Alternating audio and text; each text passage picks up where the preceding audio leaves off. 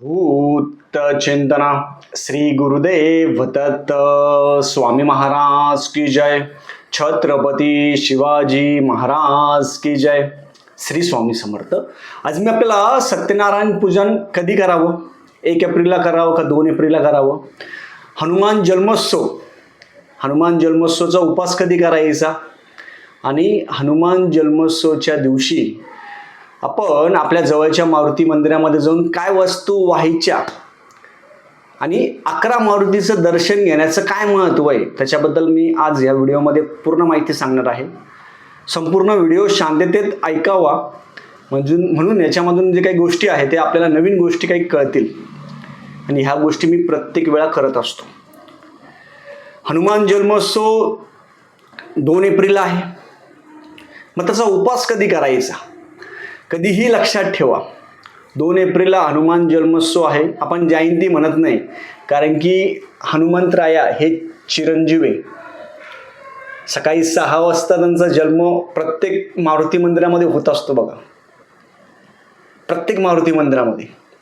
मग हनुमान जन्मोत्सवच्या दिवशी आपण काय करायचं, त्याच्या आदल्या दिवशी म्हणजे 1 तारखेला ज्यांनी गुरुमंत्र घेतला असेल, महिला असेल पुरुष असेल कोणी असेल, जे हनुमंतरायांची उपासना करता, जो व्यक्ती हनुमंतरायांची उपासना करतो त्यांना भूत पिशाच करणी बाधा त्यांच्या केसालाही धक्का लागत नाही. जो व्यक्ती रोज हनुमान चालीसा म्हणत असेल, मारुती स्तोत्र म्हणत असेल, त्यांच्या केसालाही धक्का लागत नाही.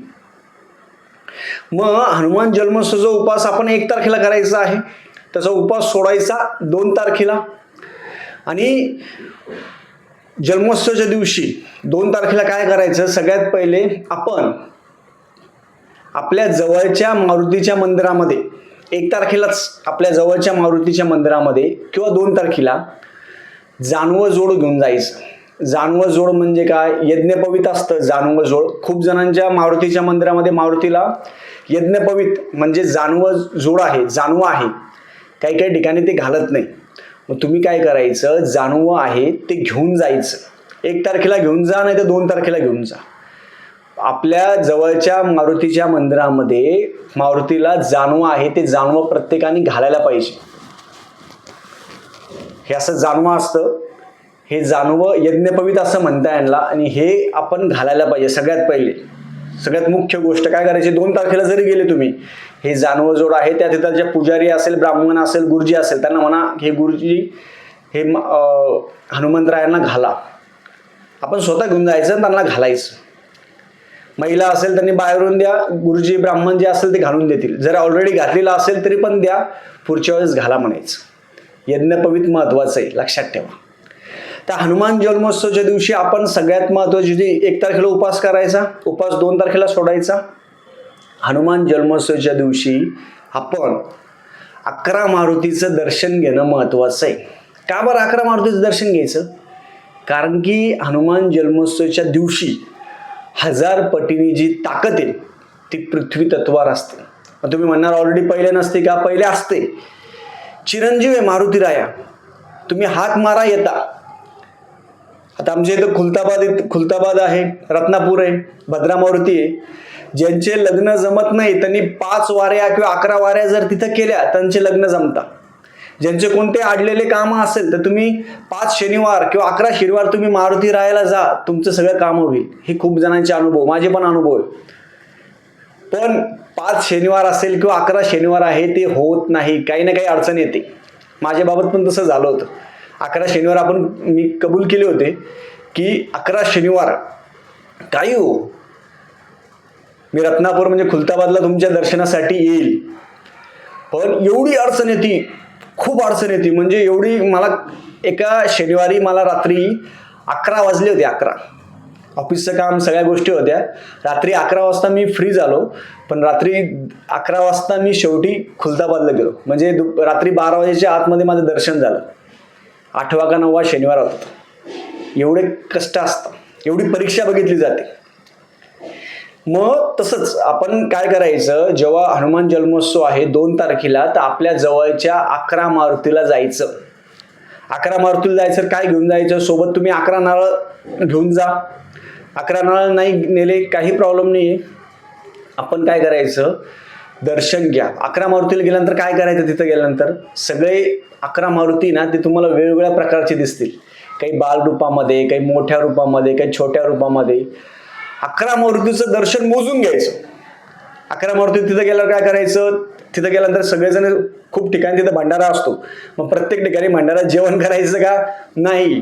जोपर्यंत आपले 11 मारुतीचं दर्शन होत नाही तोपर्यंत काहीही खायचं नाही. आपल्या घरात जवळच्या मारुतीपासून सुरुवात करायची. 11 मारुती करायची 2 तारखेला प्रत्येकाने. काय करायचं, घरात जवळच्या मारुतीपासून सुरुवात करायची, मारुतीरायांचं दर्शन घ्यायचं आणि हनुमान चालीसा म्हणायची बसून. हनुमान चालीसा म्हणा, मारुती स्तोत्र म्हणा आणि श्रीराम जय राम जय जय राम यांची 10 मिनिटं किंवा 15 मिनिटं जप करायचा. या 3 गोष्टी, हनुमान चालीसा, मारुती स्तोत्र आणि श्रीराम जय राम जय जय राम हे 10 मिनिटं म्हणायचं. हीच तिन्ही गोष्ट तुम्हाला 11 ठिकाणी करायची. 11 ठिकाणी 11 मारुती आपल्या आजूबाजू बघून घ्या. मारुतीच्या मंदिरात जायचं, सगळ्यात पहिले मारुती स्तोत्र, हनुमान चालीसा, श्रीराम जय राम जय जय राम 10 मिनिटं जप करायचा, दर्शन घ्यायचं, नाक घासायचं, लोटांगण घालायचं आणि ते केल्यानंतर आपण परत दुसऱ्या मारुतीला जायचं. आपल्या घराजवळचा जो मारुती आहे तिथपासून सुरुवात करायची. ते असे तुमचे 11 मारुती होतील आणि तुम्ही 11 मारुतीचं दर्शन घेतल्यानंतर तुम्हाला एक प्रकारची एनर्जी येईल. 11 मारुतीचं दर्शन तुम्ही माईला पण घेऊ शकता, बाहेरून दर्शन घ्या. मारुतीरायांचा चेहरा जरी दिसला खूप आहे. हे 11 मारुतींचं करायचं. हे झाल्यानंतर आपण 11 जेव्हा करणार, तुम्ही गाडीवर करा, पायी करा, कसे करा, पण 11 मारुतीचं दर्शन तुम्ही 2 तारखेला सकाळी 5 वाजेपासून तर रात्री 12 वाजेपर्यंत 2 तारखेला प्रत्येकाने 11 मारुतींचं दर्शन घ्या. आपल्या जवळपासच्या घ्या आणि 3 गोष्टी तिथं जवळ अवश्य म्हणायच्या.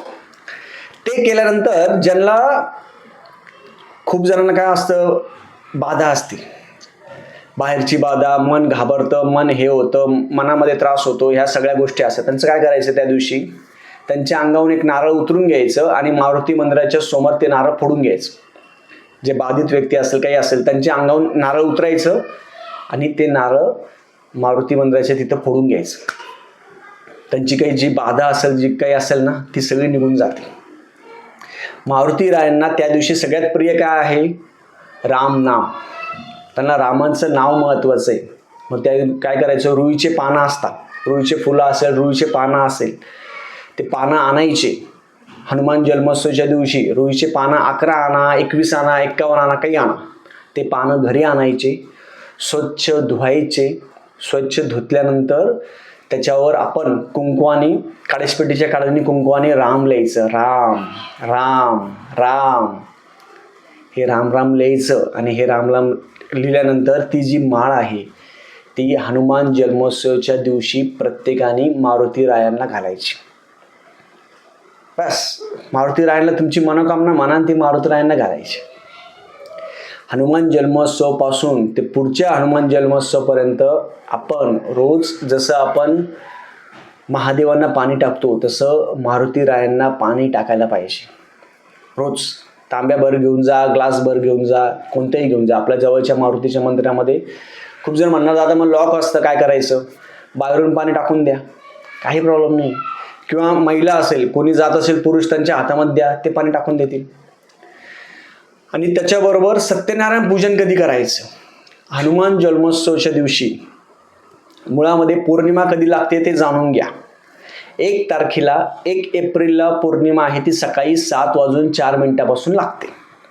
सत्यनारायण पूजन कधी करायचं हे सांगतोय मी. 1 तारखेला सकाळी 7:04 पौर्णिमा लागते.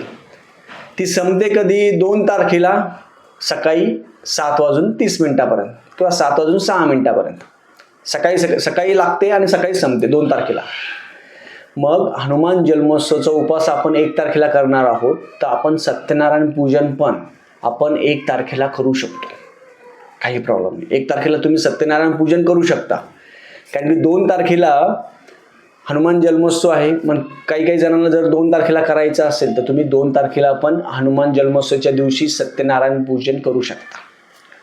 सत्यनारायण पूजन करायला खूप मोठ्या वस्तूची गरज नाही.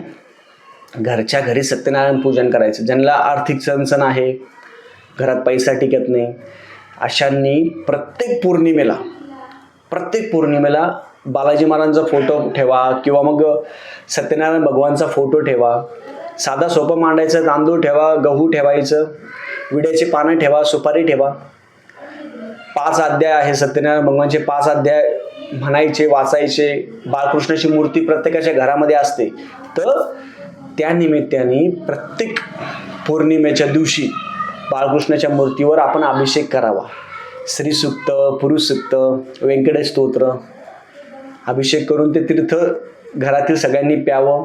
बाळकृष्णांना आपण शिऱ्यांचा प्रसाद दाखवावा. नैवेद्य आरती करायची. घरामध्ये एक प्रकारची जर छोटी जरी पूजा केली आपण, तर त्याचा अनुभव खूप चांगला असतो. मन चांगलं होतं आणि घरामध्ये घर चांगलं होतं. घरातील वादविवाद, भांडणं कमी होतं. तर सत्यनारायण पूजन तुम्ही 1 तारखेला पण करू शकता. वाटत असेल की 1 तारखेला उपास आहे, ज्यांनी गुरु केले असेल, देहधारी गुरु असेल, गुरुमंत्र घेतला असेल, त्यांनी तर हनुमान जन्मोत्सवाचा उपवास करायचा. तो 1 तारखेला असतो, 2 तारखेला नाही. 2 तारखेला तुम्ही आणि 2 तारखेला 11 मारुतीचं दर्शन घेतल्यानंतर कोणत्याही 11 शेवटी एका ठिकाणी तुम्ही प्रसाद आहे तो प्रसाद घेऊ शकता. तुमच्या इच्छेनुसार घ्यायचा असेल तर घ्या, नाही घेतलं तर काही प्रॉब्लेम नाही. 11 ठिकाणी तुम्ही 11 नारळ पण वाहू शकता, नाही वाहिले तरी चालेल. 11 ठिकाणी तुम्ही हनुमान चालिसा, मारुती स्तोत्र आणि श्रीरामांचा 10 मिनिटं जप हे करणं महत्त्वाचं आहे. 11 मारुतीचं जेव्हा तुम्ही दर्शन घेणार तर तुम्ही मनातल्या मनात रामांचा जप करायचा. पहिल्या मारुतीपासून गेल्यानंतर दुसऱ्या मारुतीपासून गेला तिसऱ्या मारुती. हे मारुतींचं दर्शन घेताना रामांचा जप करा. तुमच्या सोबत स्वतः मारुती राया येतील असा अनुभव तुम्हाला येईल. तुम्हाला वाटेल तुमच्यासोबत कोणी आहे. हा खूप अनुभव आहे. मी तसा अनुभव घेतलेला आहे. प्रत्येक 11 मारुती करायची होते ना, तेव्हा 11 मारुती करायचं ठरवलं. प्रत्येक ठिकाणचे मारुती आहे ते वेगवेगळे दिसतात. एक प्रकारची ऊर्जा असते आणि जो व्यक्ती 11 मारुतींचं त्या दिवशी दर्शन घेईल त्या व्यक्तींना बाहेरची बाधा करणे कवटा कोणी त्रास देणारे, विनाकारण त्रास देणारे, मनातली भीती, त्या व्यक्तीला केसालाही धक्का लागणार नाही, जो हनुमान जन्मोत्सवाच्या दिवशी 11 मारुतींचं दर्शन घेईल. लक्षात ठेवा. म्हणून सगळ्यांनी या पद्धतीने सेवा करावी. सत्यनारायण पूजन प्रत्येकाने करावं आणि मनामध्ये किंतु परंतु ठेवायचा नाही. नामस्मरण, मारुती रायांचं एकच तत्व मला आवडते, ते अखंड नामस्मरण करतात. श्रीराम जय राम, जय जय राम. राम रायांवर त्यांची पूर्ण निष्ठा आहे. आणि नामस्मरण जर केलं ना तर आपल्याला सगळ्या सिद्धी प्राप्त होतात. तुम्हाला कोणत्याही यंत्राची गरज नाही. हे यंत्र घ्या, ते यंत्र घ्या, लक्ष्मीकुंचन घ्या, पादुका घ्या, हे घ्या, ते घ्या, काहीही घ्यायची गरज नाही. झालेली सेवा मी महाराजांच्या रुजू करतो. श्री स्वामी समर्थ.